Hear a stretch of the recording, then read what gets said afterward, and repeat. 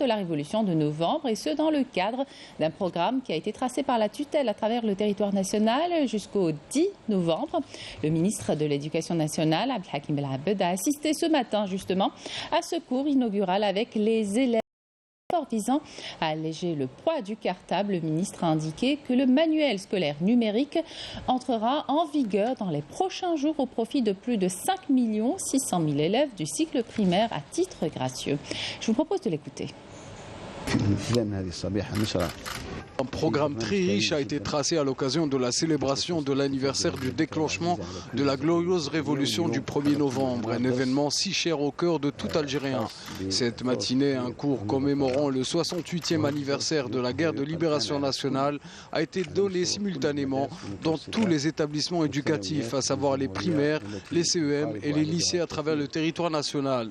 Il est temps de se remémorer les sacrifices de tous ces martyrs. Aujourd'hui, nous devons être fiers de notre révolution, de notre patrie, de nos valeureux martyrs, de nos moudjahidines et du combat de notre peuple.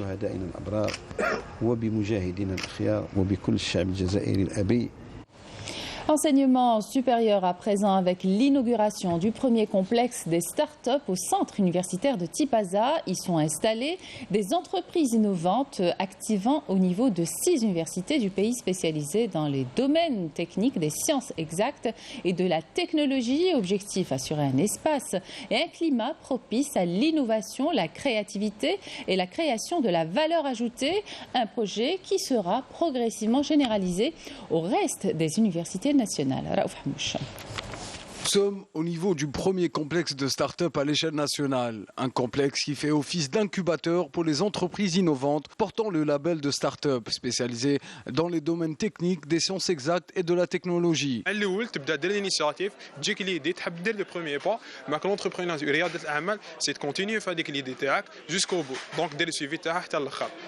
Même les étudiants.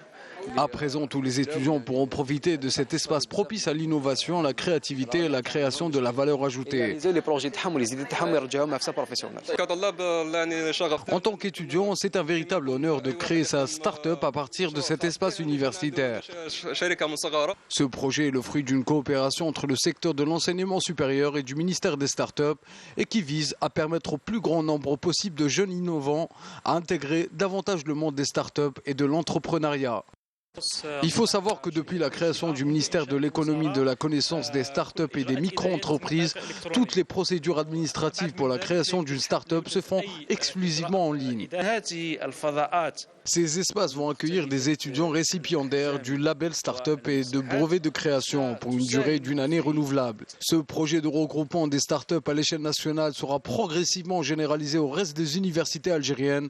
Aujourd'hui, plus que jamais, l'université se doit d'être la locomotive du développement local et national. Développement local justement, une enveloppe budgétaire d'une valeur de 110 milliards de dinars sera affectée à la prise en charge l'année prochaine des projets prioritaires dans les communes. Le ministre de l'Intérieur, des collectivités locales et de l'aménagement du territoire, Brahim Red, qui présentait hier un exposé devant la commission des finances et du budget de l'APN, a indiqué que cette mesure vise à améliorer les conditions de vie de la population. Au terme de l'exposé du ministre, les membres de la commission ont valorisé la nouvelle vision dans l'élaboration du projet de loi de finances 2023, notamment pour les régions qui pâtissent d'un manque en infrastructures. Développement local, toujours 211 foyers ont été raccordés au réseau de gaz naturel dans la commune de Bab El Assa, dans la wilaya de Tlemcen. Ainsi, toute la région est raccordée à cette source d'énergie, une aubaine pour les habitants de cette zone frontalière. Marim Damis. Bab El Assa, commune frontalière de la wilaya de Tlemcen, a bénéficié d'un programme de raccordement au réseau de gaz de ville. Ici, tous les foyers ont été raccordés à cette source d'énergie vitale qui a complètement changé le quotidien de ses habitants. Nous sommes vraiment satisfaits, car nous avons longtemps souffert avec les bonbonnes de gaz qui étaient souvent remplies d'eau au lieu du gaz butane.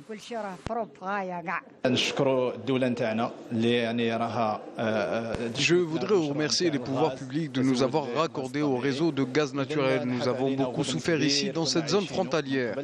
Dieu merci, nous avons été raccordés au réseau d'eau potable et celui du gaz naturel. Je voudrais demander aux autorités de nous construire des routes carrossables. Ces projets de développement visent à améliorer les conditions de vie des citoyens dans ces zones reculées. Nous avons un programme concernant le raccordement au réseau électrique et au gaz naturel. La zone frontalière Bab el Assa est le dernier point. Nous avons achevé aujourd'hui le raccordement de plus de 211 foyers. Ainsi, la couverture en gaz de ville et en électricité est intégrale dans cette région. Les exploitations agricoles ont également été raccordées au réseau électrique, ce qui contribuera grandement à doubler les récoltes dans cette région à vocation agricole. On reste à Tlemcen, plus exactement cette fois au port de Hunayn, où l'aquaculture représente ces dernières années un investissement prometteur. Aujourd'hui, l'offre répond aisément à la demande du marché local du poisson et les projets entrepris dans le domaine de la construction navale ont ouvert de nouvelles perspectives. Yasmine Moussouadi. Au port de Hunayn à Tlemcen, l'aquaculture représente un créneau encourageant et prometteur en matière d'investissement. Un essor rendu possible grâce notamment aux encouragements et aux facilitations accordées par les pouvoirs publics qui n'ont pas manqué d'accompagner les porteurs de ce genre de projets qui répondent à la demande du marché local, approvisionné à hauteur de 600 tonnes de poissons par an. Pour notre projet, nous avons installé 3 cages flottantes en septembre dernier, un nombre que nous comptons doubler prochainement.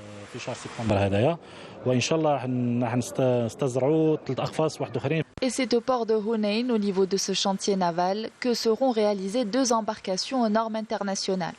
Des œuvres conçues et produites par des ingénieurs et techniciens algériens. Notre projet consiste en la construction de 2 tonniers, l'un de 9,15 mètres et d'un autre de 37,5 mètres, qui représente actuellement l'un des plus gros bateaux de pêche. Le foncier industriel demeure le seul obstacle que nous avons. Nous avons dû louer cet espace pour pouvoir lancer ce projet. Des assiettes foncières seront attribuées au niveau des ports de pêche et cela en coordination avec les responsables du secteur au profit des ateliers spécialisés dans la construction et la réparation navale.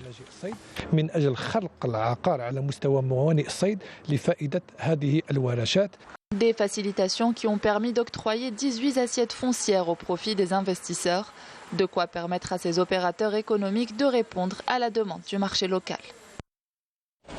Pêche à la sardine, cette fois à Alger, une offre abondante fait baisser les prix sur les étals en raison notamment des conditions climatiques favorables à la reproduction du poisson. Une fois les filets pleins, les chalutiers rentrent au port et s'amarrent au long du quai. Il faut décharger, compter, classer par espèce et par taille avant de laisser place à la vente à la criée. Yanis Aït Belkacem. Très tard dans la nuit et après plusieurs heures passées au large, les chalutiers arrivent à bon port.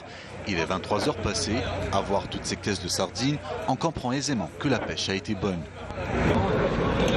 Nous comptons 90 caisses pleines de toutes espèces de poissons. Vous avez l'anchois, l'atcha, ça dépend des jours. Nous sommes arrivés depuis plus d'1 heure. Là, nous vidons les filets de pêche. Nous sommes satisfaits. Après avoir déchargé et acheminé les caisses, place à présent à la criée.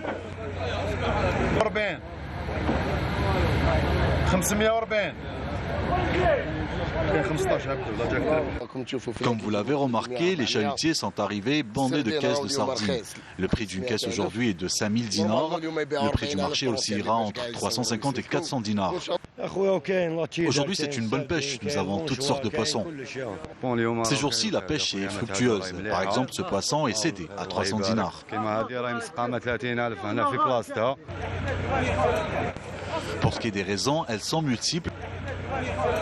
L'abondance de la sardine est due à plusieurs raisons. Nous avons les conditions climatiques, la hausse des températures, mais également les courants marins permettant aux poissons d'être à la portée de nos pêcheurs.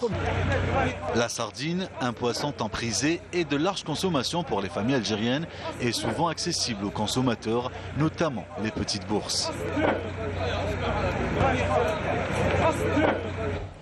Sécurité routière, 3 personnes sont décédées, 5 autres ont été blessées dans un accident de la circulation survenu dans la nuit d'hier à 21h45 dans la commune de El Birin, dans la wilaya de Djelfa. L'accident est survenu après une collision entre un véhicule utilitaire et un véhicule touristique sur l'axe routier de la RN40 à Ain Lahjel. Selon les services de la protection civile, une enquête a été ouverte pour déterminer les causes exactes de cet accident. Selon un communiqué de la protection civile, 7 personnes ont trouvé la mort et 480 autres ont été blessés dans des accidents de la circulation survenus au cours des dernières 24 heures à travers plusieurs wilayas du pays. Le bilan le plus lourd a été enregistré dans la wilaya de Mila.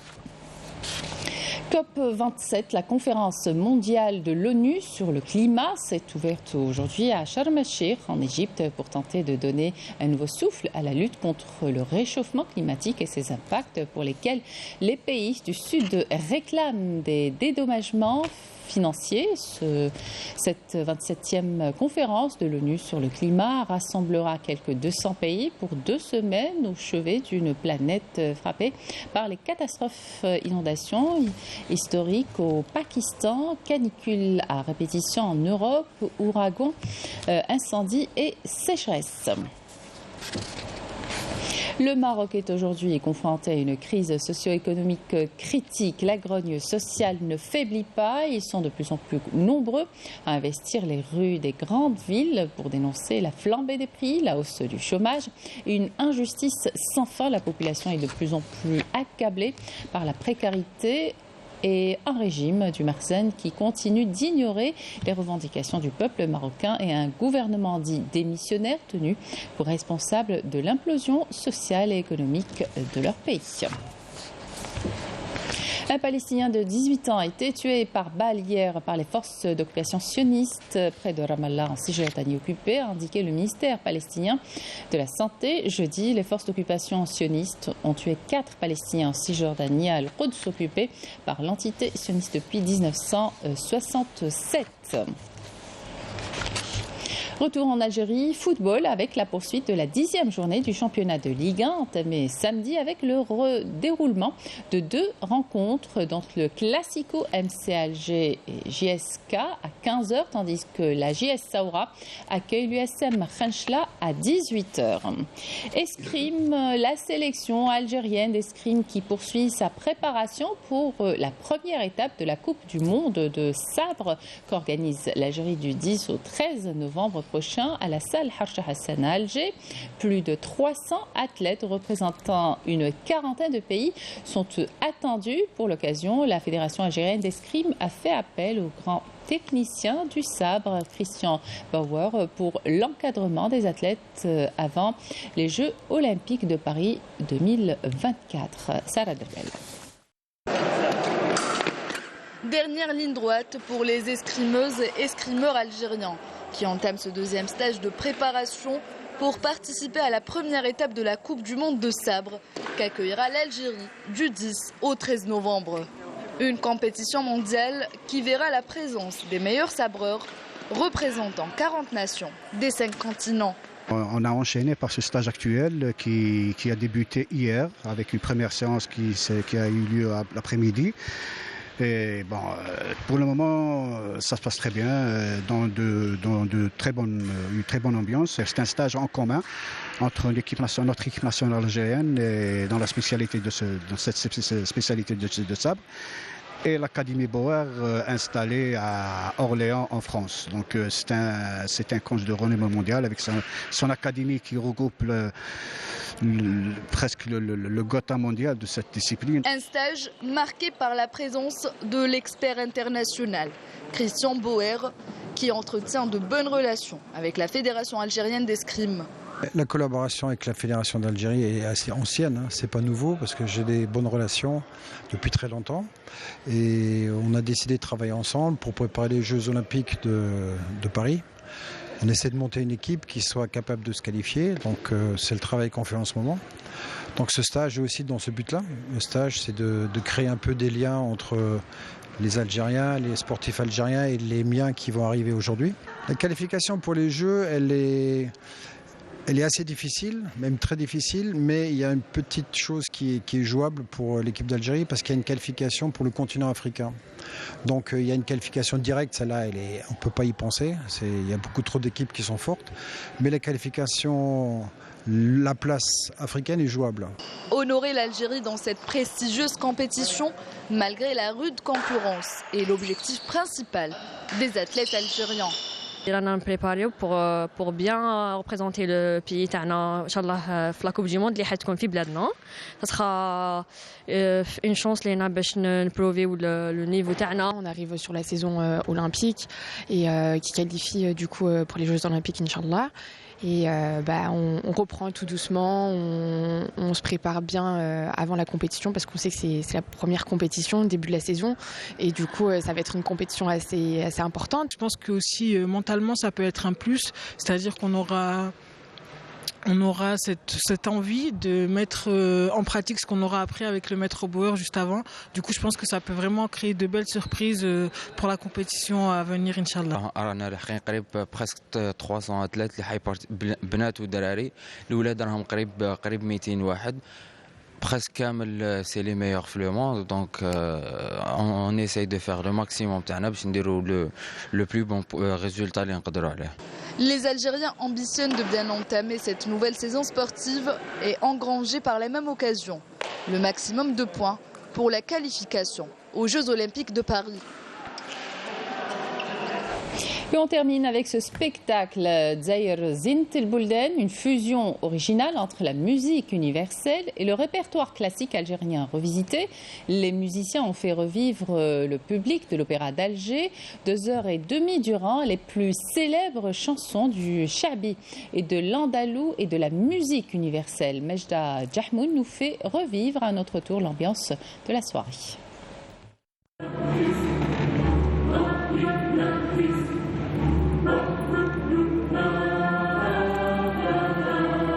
Le spectacle intitulé Dzaïr Zint El Boulden, une parfaite fusion entre la musique universelle et le répertoire classique algérien.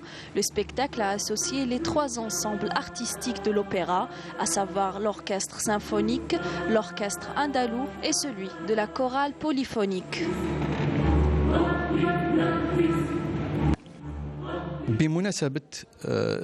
À l'occasion de la célébration du 68e anniversaire du déclenchement de la révolution algérienne, nous avons chanté l'indépendance de l'Algérie à travers les chansons aux paroles évocatrices.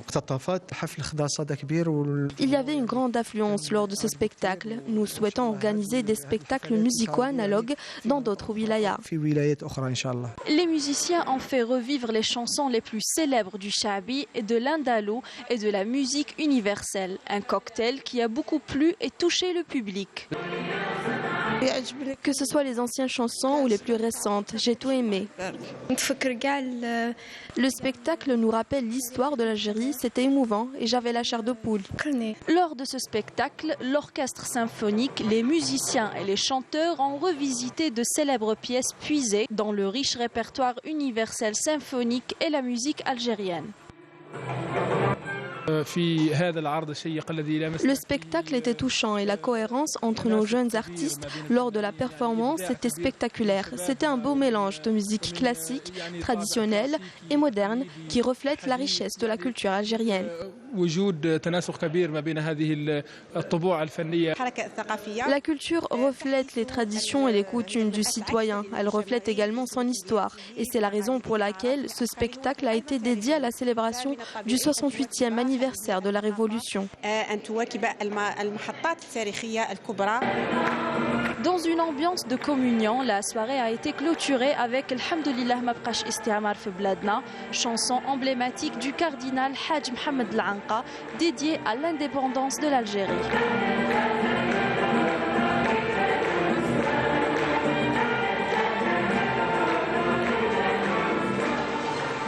Et c'est la fin de cette édition. Merci de votre attention. Tout de suite, les prévisions météo avec Emel Arrivi. Excellente suite de programme sur Canal Algérie.